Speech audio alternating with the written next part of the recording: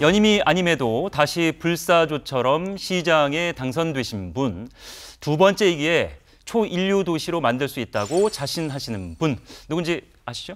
네, 당연히 알고 있습니다. 지난 4년 이 혹독한 좌절의 시간 속에서도 이 지역의 더 나은 발전을 위해 노력하고 또 고민해온 분이죠. 오늘 인사이트 스토리 함께할 분은요, 바로 유정복 인천시장입니다.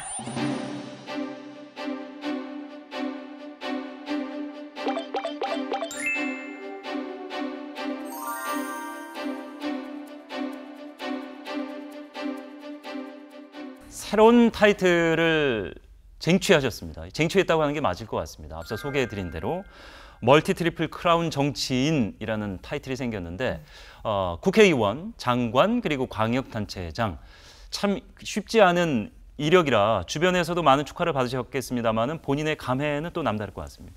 누가 저보고 저 유정복이 기록의 사나이다 그래서 얘기를 하는데, 이제 우리나라 기초단체가 시가 있고 군이 있고 구가 있잖아요. 그렇죠. 근데 제가 시장, 군수, 구청장을 다 역임을 했는데 참 어떻게 공교롭게 그 세 가지를 모두 전국 최연소로 했는데 그건 아주 이루기 어려운 기록을 이제 과거에 갖고 있었는데, 이제 그 후에는 광역단체장, 국회의원, 장관, 사실 정치인으로서는 가장 중요한 자리를 해서 이제 트리플 크라운이다 이렇게 얘기를 해왔는데, 이제 이번에 인천광역시장을 2번 하면서 그 모든 직위를 2번 이상 한, 그래서 멀티 트리플 크라운 이런 명칭을 붙여주는 것 같은데, 사실 개인적으로는 영광스러운 부분이 있죠. 네.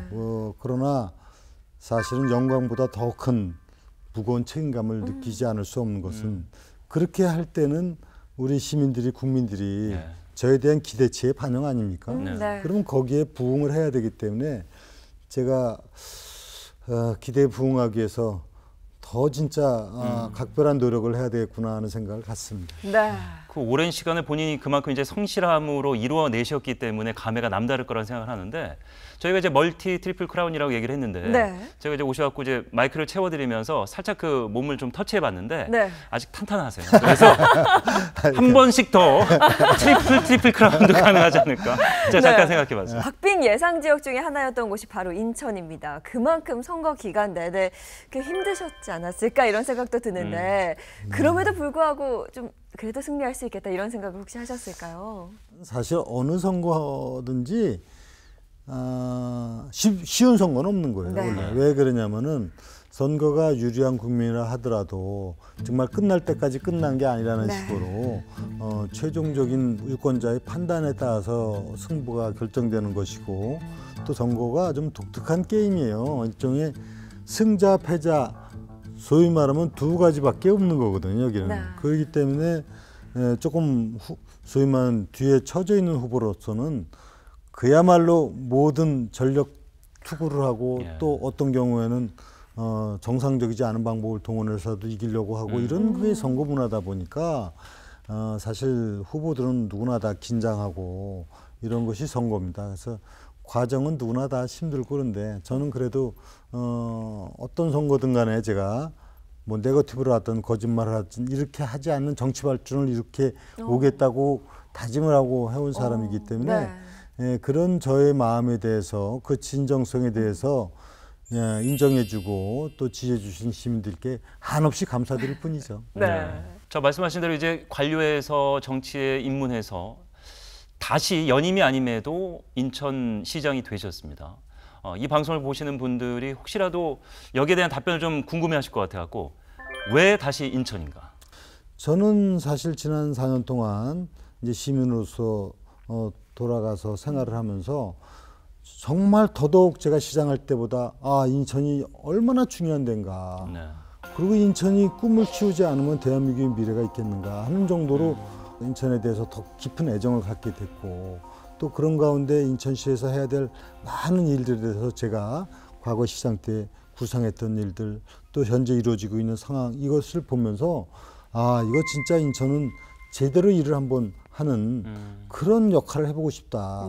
그것이 저희 이제 생각이었고, 그래서 이제 지난번에 이제 출마를 하는 출마의 변도 바로 인천을 정말 인천다운 인천을 만들고 싶다. 그리고 시민이 행복한 세계적인 초일류 도시를 만들겠다는 그 각오와 다짐을 말씀을 드렸는데 지금 이제 그런 마음으로 시정을 추진해 나가면서 아주 좀 벅찬 감격도 있지만은 무거운 책임감으로 일을 해나가고자 하는 겁니다. 네.